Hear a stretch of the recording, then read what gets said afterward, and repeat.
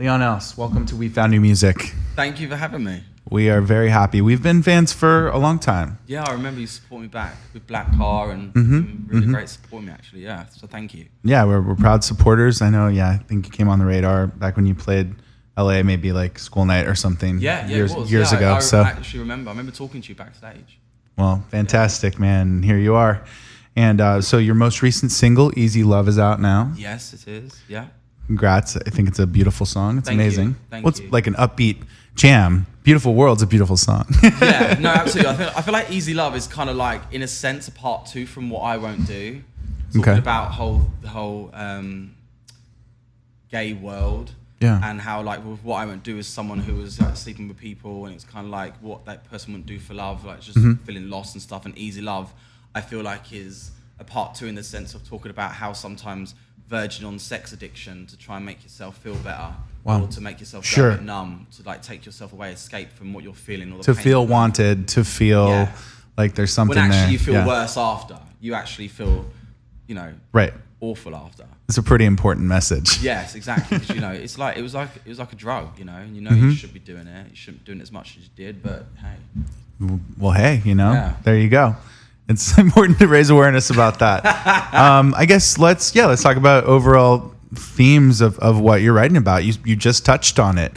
What about Beautiful World? What about some of the other music you've been writing about lately? I think this body of work was originally supposed to be Beautiful World, the EP. But I think we kind of decided that realistically, there's no point of dropping an EP right now. So we're just going to put out the songs and focus on the songs so each song gets a chance to breathe. But this body of work come from a place when I kind of had a breakdown. It was kind of like just as I was coming towards the end of my deal with Interscope. We were supposed to be transferring over to another record label, which didn't happen. So we kind of decided to go independent. And this body of work happened when I had that breakdown and I was at the most lowest point in my life. It was when, for the first time, I ever spoke about, because I'd kept so much in, I'd kept my sexuality a secret. So I came out that year. I'd also been diagnosed with bipolar disorder that year. I'd also told people for the first time that I was sexually abused that year. I also had a boyfriend that I was in the closet with, and it came out for that boyfriend. He then left me that year. And it was just like, then obviously I knew the record deal wasn't going, the music it just wasn't working at Interscope, So that was coming to an end. And it was like all these things happened at the same time. And like, you're just left there, like, just floored by it. Literally, I was just completely taken out by it. And that music, I went into the studio with JT, who's like my long-time collaborator. And I was just like, for the first time ever, I just needed to create music. It wasn't like I wanted to. It was like, it was the only way that I felt that I felt like I was moving forward. And that was making music. And that's when some of this music came about. And it's a shame because there were so many good songs that we've had real trouble trying to pick the songs, because there must have been like 20 songs we recorded. And each one had its own place because it was like a timeline of a breakup. So you go from the moment where you're like, you're absolutely devastated, then you're like, you really want that person back, then you fucking hate that person, you wish them the worst, and then you're like, no, I want to be the good person, I wish them well. Then it's like, you're a piece of shit. Yeah. Then it's like, but thank you for showing me that I can love.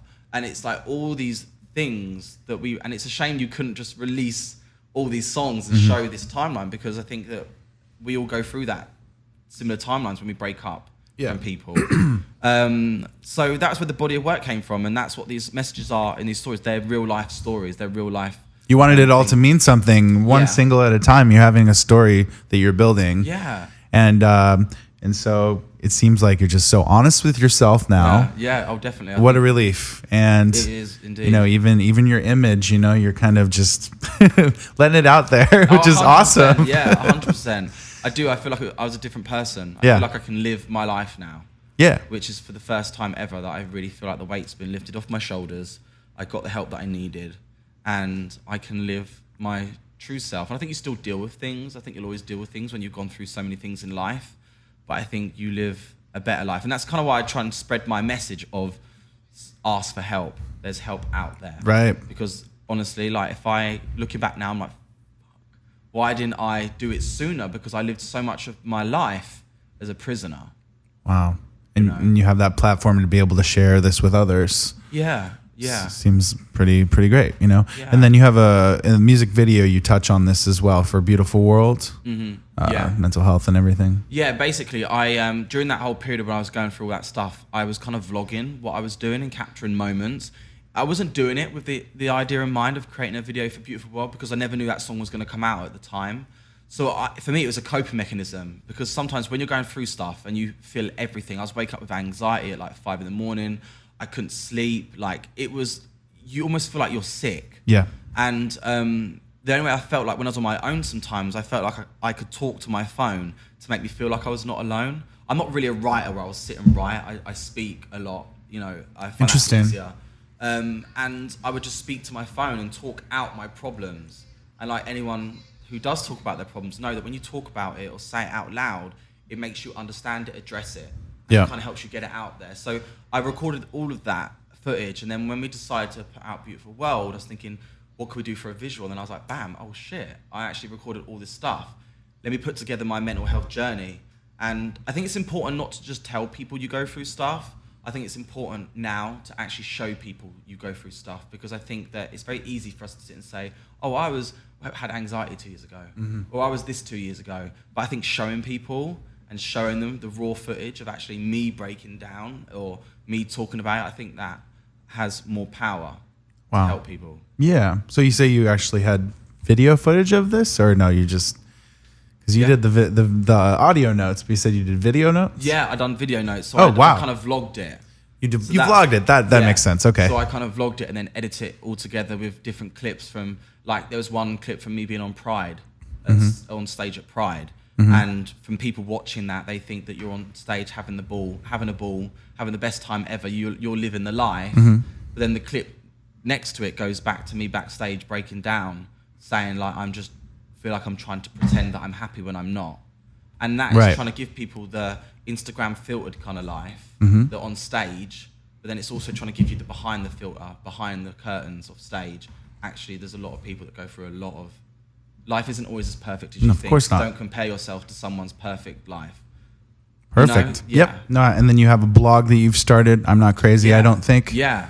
It's actually a lyric from Beautiful World.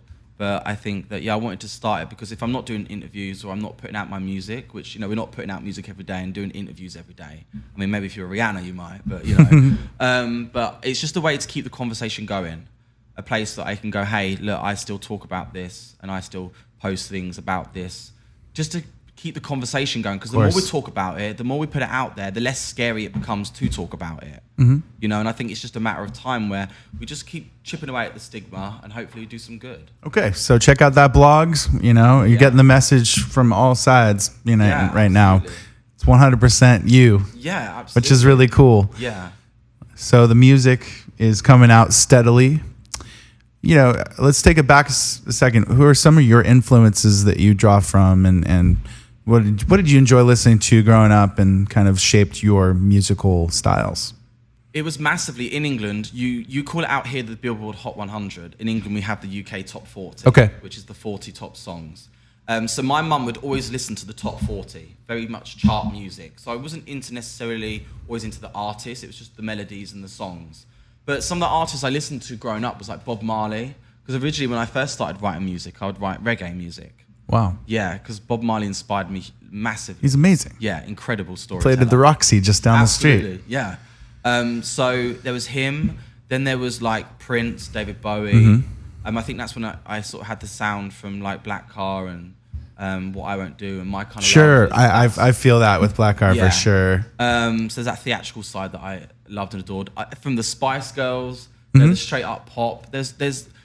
I don't have necessarily Amy Winehouse. Like I don't necessarily have like people that go, this is them. I'm inspired by music. Yep. You love music. You're passionate about it. And sometimes an artist can do one song you love and you're just not into the rest of their songs. Absolutely. That's just the way it is, but there could be one standout song, and that's kind of what I'm like. Is the song good? If the song's good, then I'll dive a bit deeper and hopefully they have a catalogue that I also like. You're going to be playing our showcase on September 17th. Yes. We're very excited about it. I'm so excited. I'm nervous, but I'm excited. Well, you're going to have a lot of new material you're going to be playing, I'm sure. And, what can we expect from the set? Well, it's going to be a journey because I'm going to play some of my older stuff. Like I do want to play like Black Car. I do want to play What I Won't Do. I do want to play some of those. I want to play Cheap Hotel. And then I want to play some of the new stuff. But I think for me, it's like before the music industry wants to put you in a box, you have to sort of be like, right, who are you? Where do you belong? And that's what I've always struggled with. And I've always stressed myself out about that until I got to the point where I'm like, do you know what, just fuck it. I ain't the same person every day. You're not the same person every day. We all change we change our moods, we change how we feel, we connect with different things. That's why we like different genres of music. You might like listening to a ballad in the morning because you're feeling a bit low that day. Sure. You could listen to a rock song in the evening because you're feeling on top of the world. And I think with me, my music reflects that. I change. Like my songs that I release, like What I Won't Do and Black Car, are a million miles away from songs like Beautiful World and Easy Love. But then what I want to eventually move on to, again, is switching it all up again and going somewhere else, because I like to just create. I'm inspired. Keep things interesting. Keep things interesting. I don't want to be an artist that doesn't grow. So that's what you can expect from the show, is just expect a range of songs that I've created. We can't wait. September 17th. Live. Go to wefoundmusic.com and click on the events tab. Yes, make sure you get your ass there. It's free too, so everybody comes. Everyone loves a freebie. Everyone loves a freebie. I love a freebie. Oh, so yeah. Like, get your ass down. There's no reason not to come down and see some. Well, it's a special show. Yeah, it is a special show indeed. And then anything else we can expect in the future from you? Just, I want to put some more music out. Yeah. I'm going to take some time to get back into the studio. I'm going to try my hand at, kind of writing for some other people. I've never really done that before. Sure. So I'm excited to get onto that and see those opportunities. Because I think sometimes you put a certain pressure on yourself when you're in the studio. Of course. So it would be nice to go into the studio and not really have to think about myself. And that would be really nice. A nice change. Yeah. And actually get to meet different people and, just get to collaborate with people, which I'm excited about. I would think you know all kinds of people at this point, but there's always new people to meet. 100%. You can never know enough people. Yeah. Well, yeah. I mean, what about like collaborating with Years and Years or something? I would love to. I really would. I think I'm just gonna, ease myself back into it, because I haven't written songs in a while. Probably about a year and a half. Wow. It's been a long time. I think there's some things that really knocked my confidence when it happened in the move over from Interscope to being independent. There were some things that really rocked me. Right. We were really touching on that a bit. That really made me doubt myself and doubt my ability, which again is, I think, something that's quite rife in the industry. As creatives, we do look outside for people to validate us because it's something so personal. Yep. So when something happens, you're left there guessing, thinking, oh, maybe I'm just not good enough. Maybe I'm not this. So it made me just really dive back into myself, and I was actually scared to go and write a song, to be honest with you, because I just didn't think that I was good enough anymore. But then you had to build your confidence back up and start again. Get to the point where you're like, you know what, it's been a long time now. Yeah. I just bought a guitar the other day, and I'm already written like 3 songs on it, and I can't play a guitar. Right. So I'm getting back into it, definitely. Well, good for you. I'm glad you're back to it. Yeah. We all are. Yeah. Again, the new single Easy Love is out now. Leon Els, thank you so much for joining us. Thank you for having me. You're always welcome back. Awesome. And so thank you again, Leon Els on We Found New Music. Thanks, guys.